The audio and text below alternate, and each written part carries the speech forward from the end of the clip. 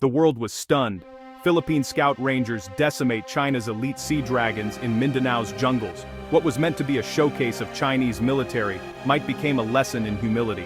The sea dragons, armed with cutting-edge tech, were systematically hunted and broken by Filipino soldiers who moved like ghosts. The Musangs didn't just survive the jungle, they became it, turning every root, river, and shadow into a weapon.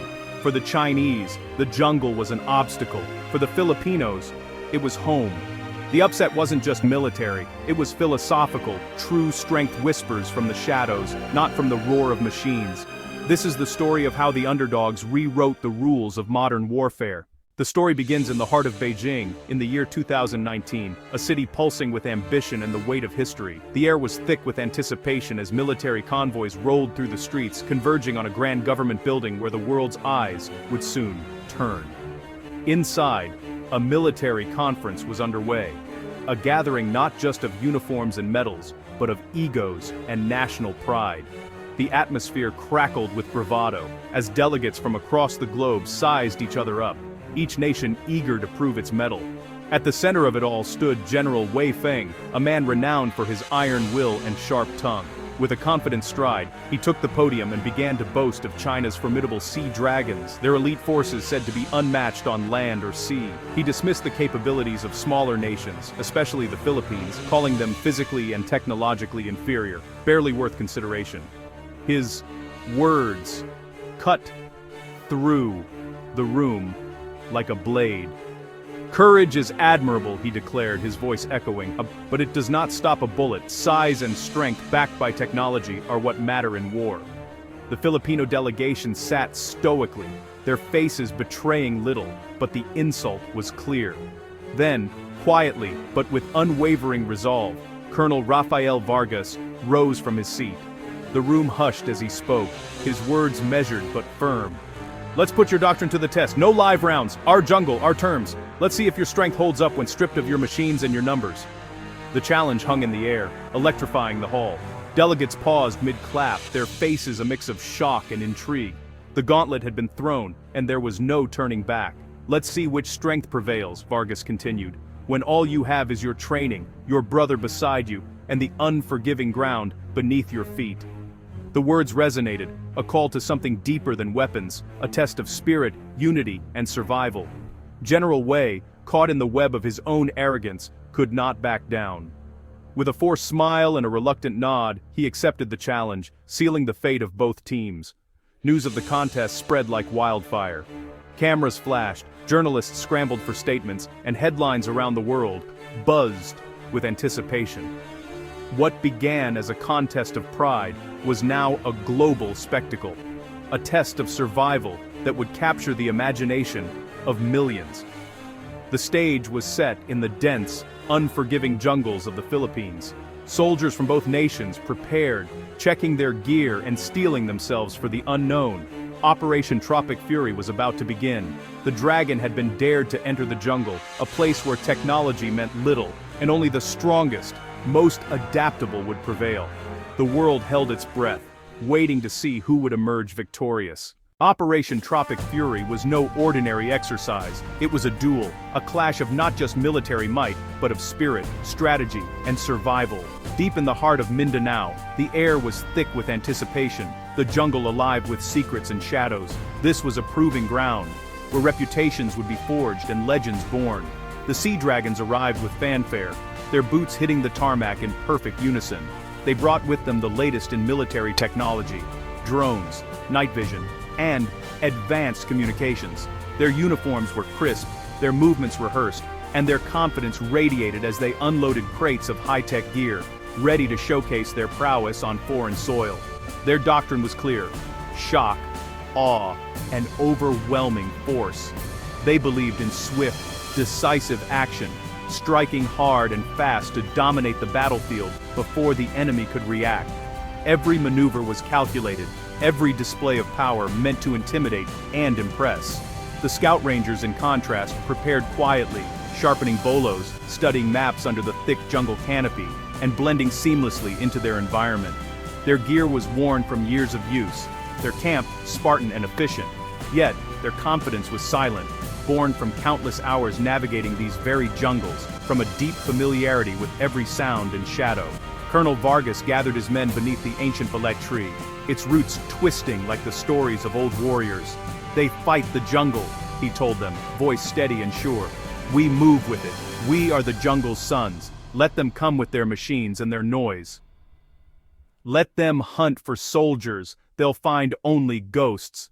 The world saw underdogs, outgunned and outnumbered, but the Rangers saw home, a place where every leaf and shadow was an ally. For the Rangers, the jungle was not an obstacle, but a shield and a weapon. They moved with quiet confidence, their steps guided by instinct and memory, their spirits unbroken by the odds. The battle lines were drawn, not just between armies, but between philosophies. One side trusted in technology and brute force, the other in cunning, patience, and the unbreakable bond with their land. The jungle, ancient and impartial, would decide which would prevail. Its dense canopy hid secrets. Its tangled roots tripped the unwary, and its silence favored those who listened. The first lesson was clear: never underestimate those who fight for their own ground.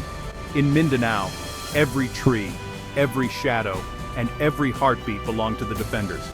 And in this duel, the spirit of the land would be the ultimate judge. The days before the exercise revealed a stark contrast. The Chinese camp buzzed with technology and confidence. The Rangers melted into the land, learning its secrets. The Sea Dragon saw the jungle as a backdrop to be conquered. The Rangers saw it as an ally, studying winds, animal calls, and hidden trails. Their gear was simple but proven. Their strength was in their mindset.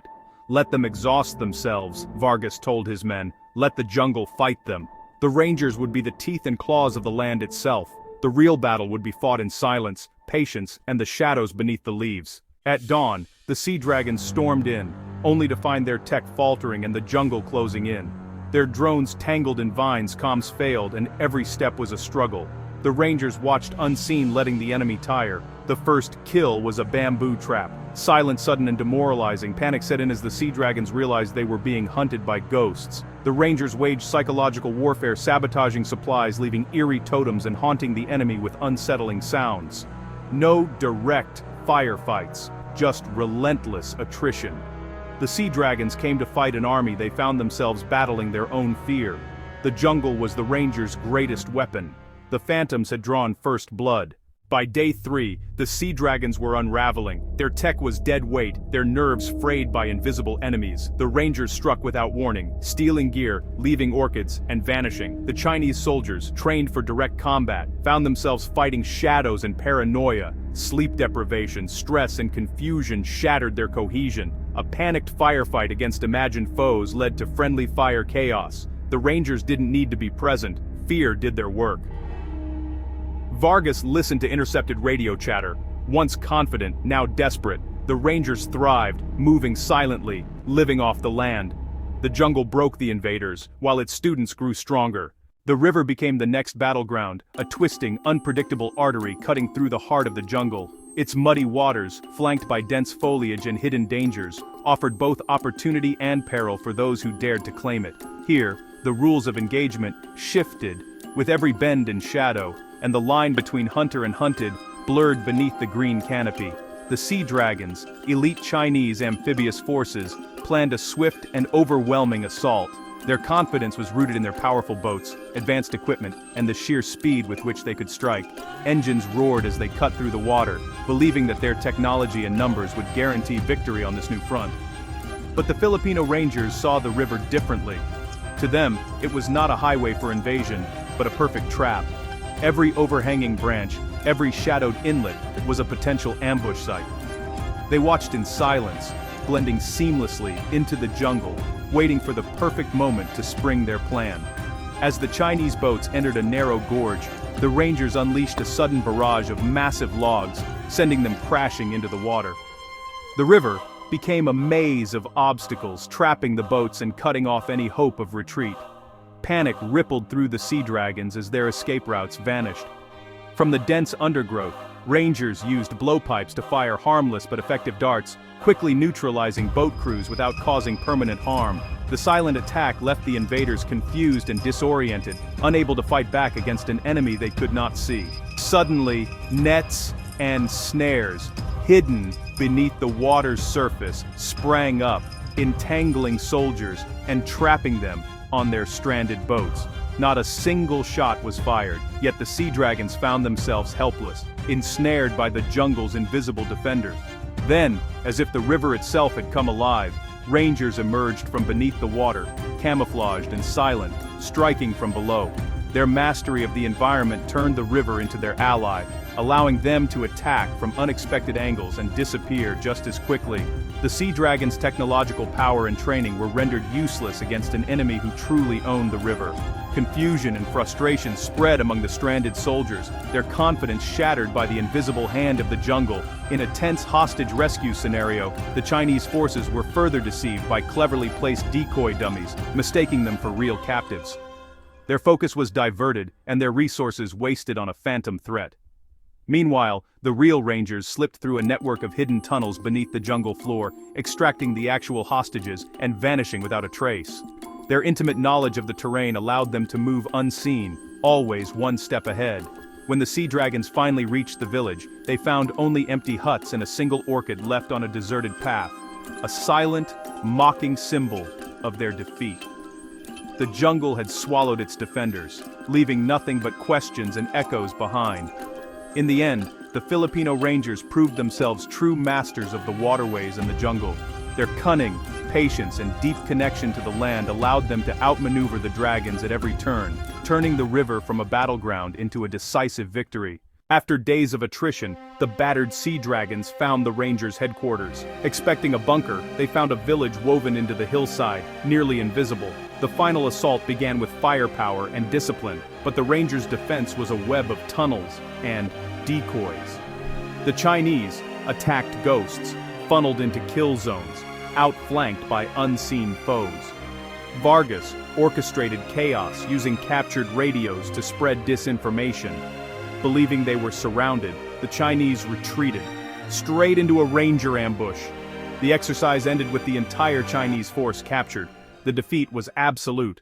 News of the Sea Dragon's total defeat shocked the world. The official report: Chinese forces 100% neutralized, Filipino casualties under 10%. Beijing was rocked, doctrines were rewritten. The lesson: technology and muscle mean nothing if you can't master the land, or your own fear.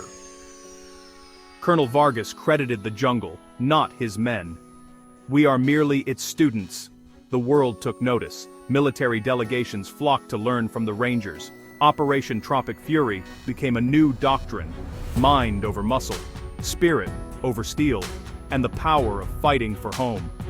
The jungle's lesson echoed worldwide. True strength is found in heart, mind, and the will to adapt.